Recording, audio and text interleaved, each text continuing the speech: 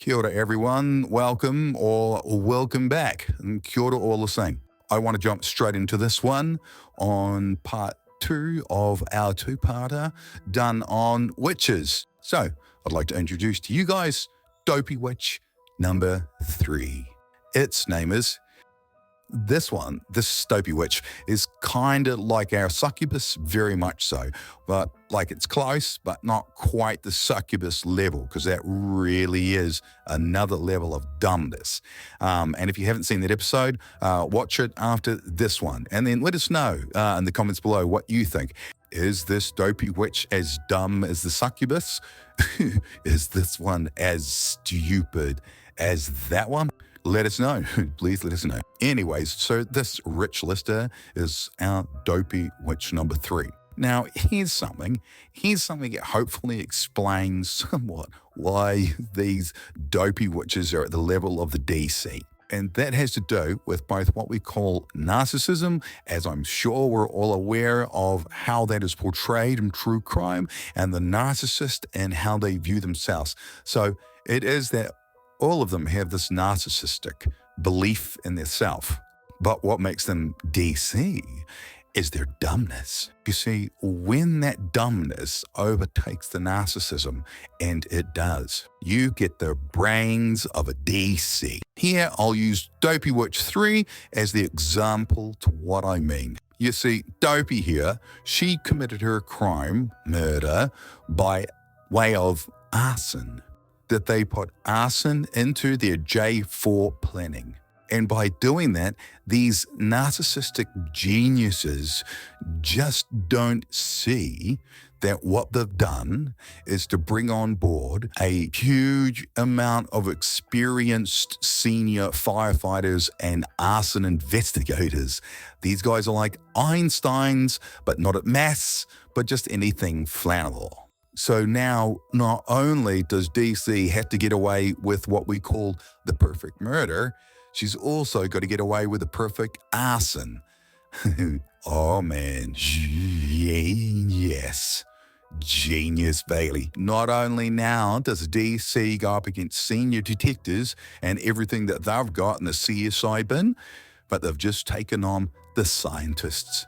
Oh man, goddamn geniuses. And that is just one of the reasons why this bitch of Eastwick, this Dopey Witch, is on this episode. And now the backstory. Our DC, when she was younger and a whole heap prettier, started working at her new job. And shortly after that, she started working on her new boss, who indeed is the victim of this Dopey Witch, which in this case, and most of the cases in our Dopey Witches that we cover on this channel, is about the same. But first, before she murders him, she bears him a couple of kids, and it's these kids that our Dopey Witch decides to use inside her J for Genius plan. And now we're going to take a look at that plan. Now, back in 2007, our DC wanted what Dopey Witch number 2 wanted, which was life on Easy Street. And just like Dopey 2, she had insured her old man for about $500K. Now, her plan was simple, about as simple as what she is. She's going to kill him, and she's going to do that by burning him to death at their home that she lived in with her soon-to-be deceased hubby and their 2 kids. Now, she set up this arson to happen on the busy morning of the 29th of June. Now, why is it a busy morning? Well, she's had to joe out her hubby by feeding him some pills to go 9 eyes. Then she's got to get her 2 kids in the car and then go back into the house, pour the kerosene throughout his bedroom and all over the door, which she's about to lock him inside. And then she's going to light a match and get the fire started and then rip back to the car and drive off with her kids and one of her mates inside like nothing had ever happened. And all that murdering has made her quite hungry. So on that morning, her and the kids and her mate pulled into a drive-thru and got some food. And then she just carried on her merry, witchy way. Now, shortly after 8:30 that morning, the fire department got a call and they turned up and put the fire out. And they found our victim and the damage a witch fire can do. Now, it was a few days after that they called our Dopey Witch in and her couple of kids so they can ask her some questions about what happened that morning. And this is her. Like in the morning time, what time did you wake up, that kind of stuff? We always woke up 6:30, 7 o'clock, drank our coffee together, talked. I don't know, husband and wife things. That's what you do before you get kids up. And I was going to go get a car, took my shower. He talked to the kids a little bit. He said his stomach was upset and he was going to fix toast. And kissed me, told me he loved me. Because kids loved him. And he said, when we got back. And, well, my husband weren't like himself. We were looking for him. I know we didn't leave any later than 8:30. I know that. Now what we'll do is we'll head back to DC's J for Genius plan. You see, Dopey here, when she was making that plan, she had a moment of DC brilliance because she thought to herself, well, if I'm going to burn the house down, that will burn everything, and I sure as well don't want to have to buy anything new, especially clothes for the kids. So what I'm going to do, I'm going to pack all of the clothes that I want and all my things and all the really special stuff, my shit, and then I'm going to put it all outside in the garden shed. And I'll pack some of the kids' clothes into some suitcases because I like to put that in the car, you see, because we're probably not going to be coming back here because the bloody house will be burnt down after I torch it. And DC thought to herself, that's a bloody smart move there, DC. Yeah, genius. And you see, that was part of her J for Genius plan. Yep, she thought to herself, God, I'm a bloody genius. Yes, you are, DC. Yes, you are. Now, here's the thing. Because, see, this dopey witch believes as long as she doesn't tell them, as long as she doesn't tell the cops about the clothes, then they're none the wiser. And she doesn't. But here's a little problem, and it comes from the mouths of babes.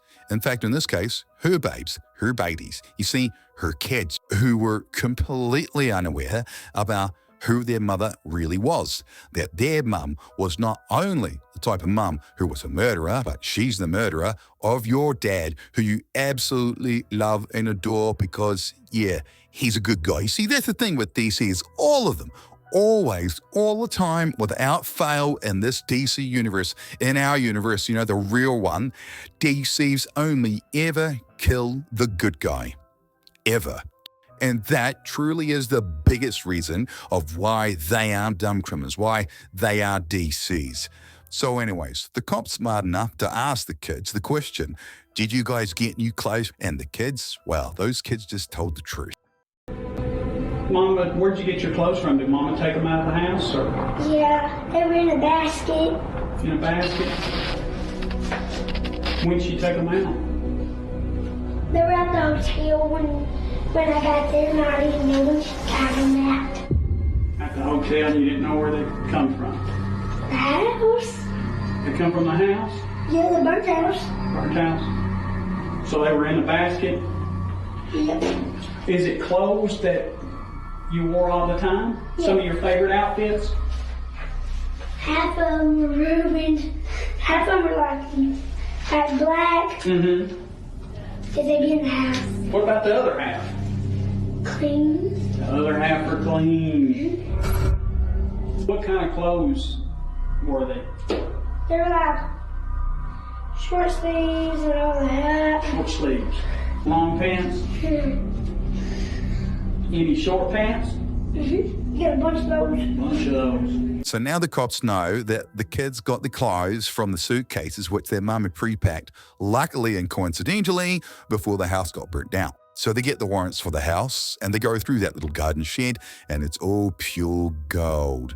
But now let's just head back to that J for Genius plan again, eh? And let's take a look at the other things that this genius here put into that genius plan. That all became a little bit of a problem for her and just pure gold for the cops and the DA.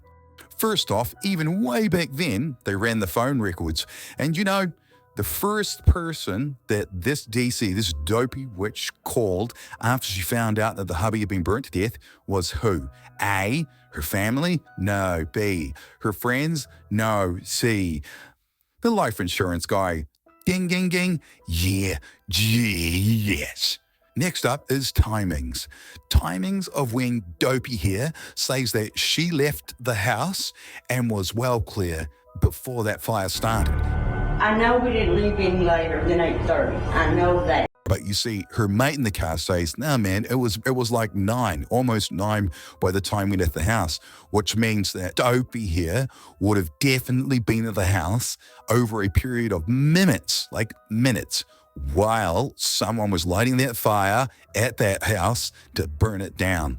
Just a coincidence, really. So Dopey has to beat the timings. And the thing is, her friend saying that, oh, it's 9 really doesn't mean much. But you see, genius here should have been packing sandwiches instead of packing clothes in suitcases because she got hungry all that morning and went to a Chick-fil-A. And at the Chick-fil-A, they've got a camera. Oh, gold.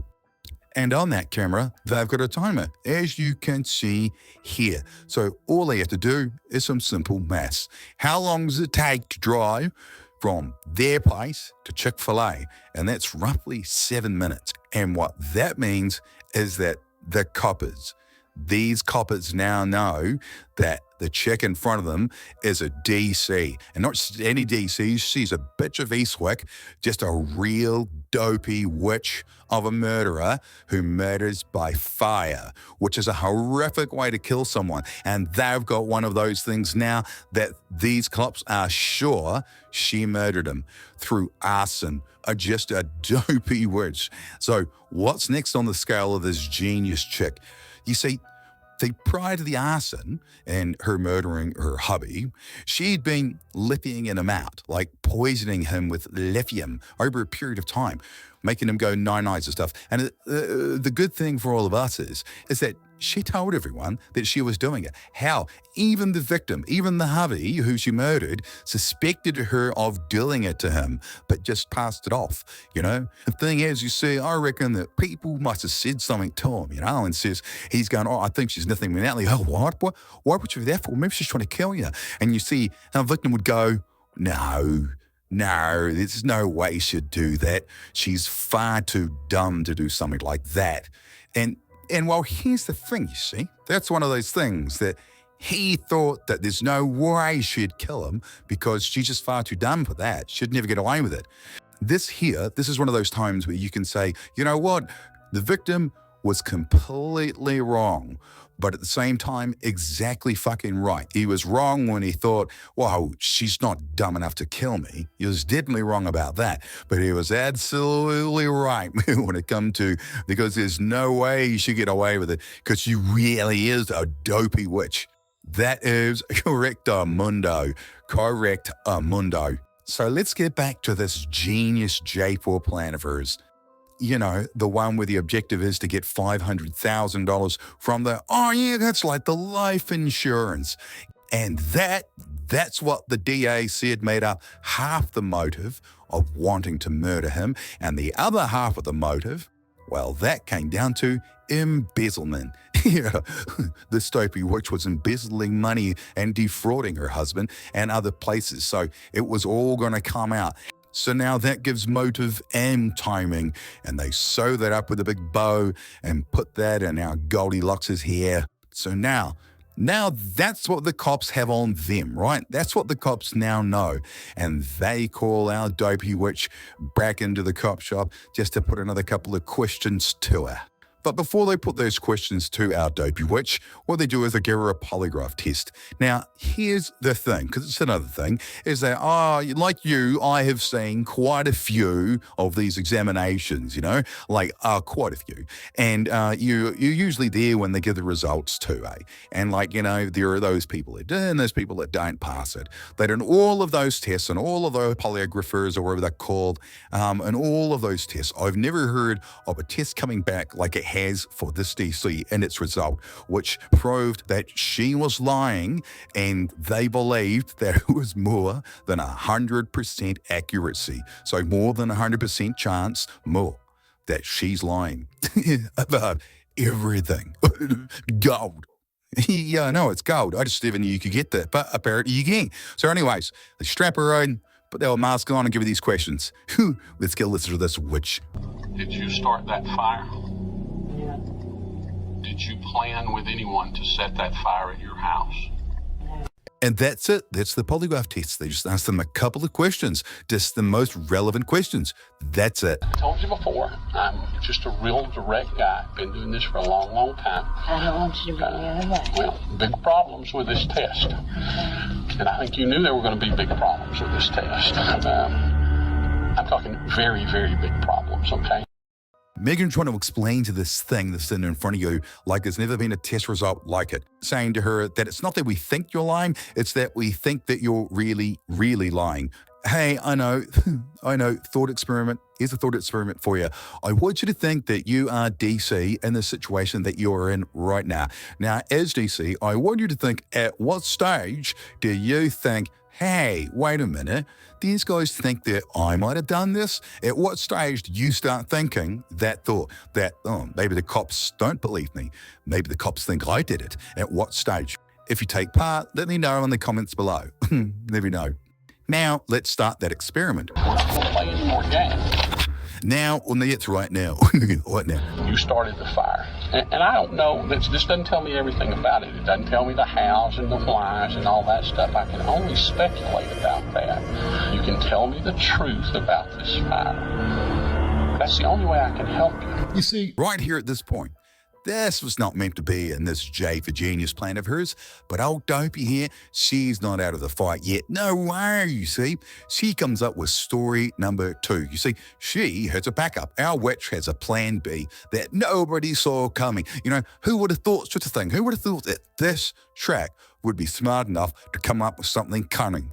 Well, no one really, which is lucky because her story too is meant to convince the police that she is the good guy here and the victim, he's the bad guy because he committed suicide. He's the one that burns himself to death.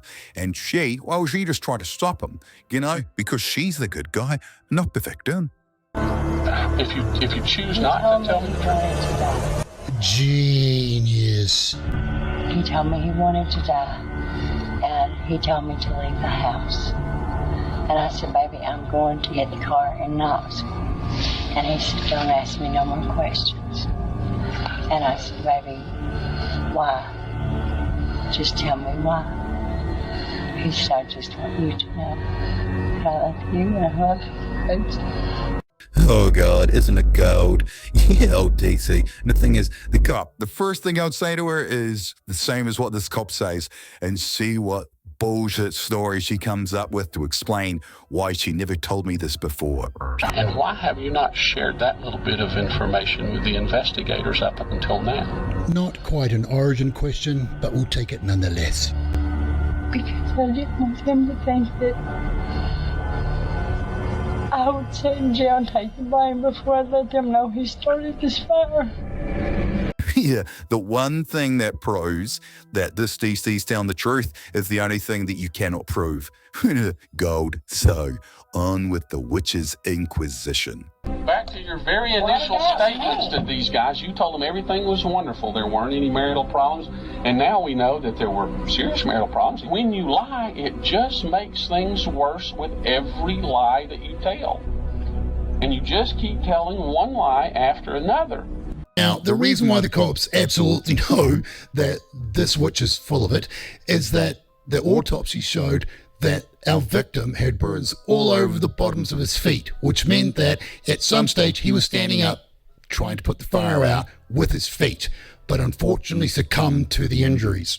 Like I said before, and probably will say again, this chick is a fucking genius. You know what I think? This is what I think. You hit me. I'll hit you with it. I think you packed up their clothes the night before and put them out in that building, in the outbuilding. You'd planted it. I think your husband was in bed.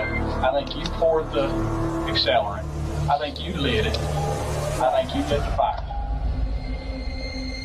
Now, let me tell you, that's enough to get warrants for you for murder, okay? And I think that's what we need to do. Just lock you away. Now, is there anyone here that's still inside the thought experiment that's still at this stage, if you were the DC, still wouldn't think that you may be under suspicion? If there's anyone here that's still thinking that, then please, what's this next clip? They're about to charge me for murder.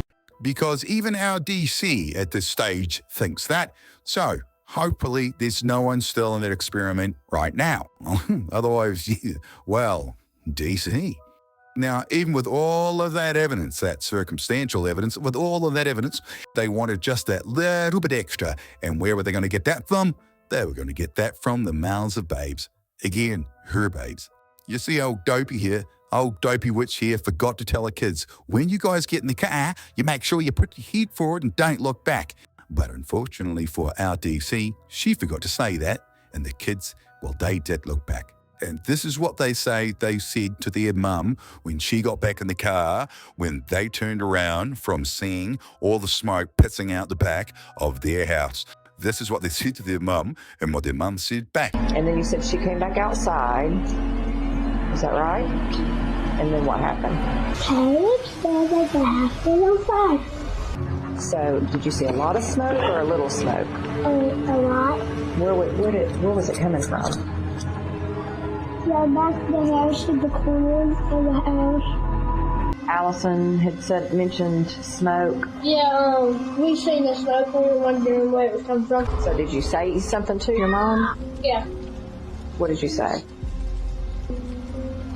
No, this is, I think the house on fire. She goes, no, that's just most papers. Did you see the papers burning? No, but I seen the smoke. Okay, you just saw the smoke, and Yeah. and your mom told you she was. A genius. Yep, my mum said she's a genius. She said she put the J in genius. And by crikey, son, she did. So they charged our genius with malice murder and aggravated arson. And so, how did it all end up? Well, she started off with a not guilty, and she believed that the evidence was pretty thin, that it just wasn't strong enough. But then the rest of the clampets from the trailer park, they burned a cross outside and says, that's you if you don't plead guilty. So she did, and ended up getting 30 years. So she'll be out and being a genius in 2041 at the age of 67, which is fucking unreal when you think about it. Because look, here in this picture, she's 34. And it's like, obviously she's done some hard yards to look this good, which like all those spells and potions didn't work, witchy. Now, here's something that cracked me up. Just another piece to put on top of that pile of shit and cement it, and to show that she really is that dumb. And that is that at her sentencing, she said that she obeyed her husband's last wishes and lit 2 candles and walked away. Because he didn't know how to do that. Yeah, you neither got taught on how to light a candle before. Need I say more? D-f-C. A genius, ladies and gentlemen. A genius. So anyways, that brings us to the end of this happy Halloween Bitches of Eastwick special. I do hope everyone is safe, and kids, please remember, it's Halloween. Kids, if you answer the door and it looks like this, close the door and run. Go day. Okay, everyone, stay safe. Stay safe, everyone.